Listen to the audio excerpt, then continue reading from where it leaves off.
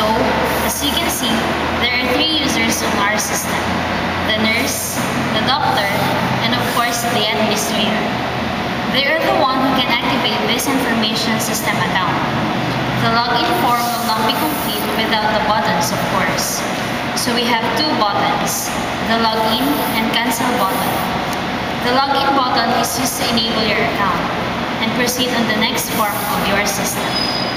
If Pedro, as the administrator, enters incorrect username, then a message box will appear saying invalid username or password. But if it's correct, our main form of the system will pop out.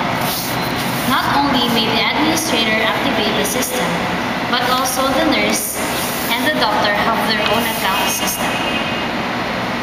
Pedro is now on the main form of our system. Here, we have 5 buttons: the search, edit, add, and the delete button. Pedro included list boxes, menu bar, text boxes, combo boxes, and radio button.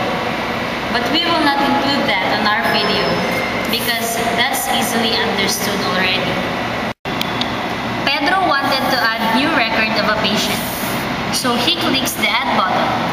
As you can see, the button that is enabled only is the save button to save the new added record. We are now through on adding new record. Pedro proceed on the search record. This is used for searching an old record of a patient. The save and add buttons are now disabled. We all know that a lot of patients enters a hospital every day, so it's possible that we will have lots of record on the system.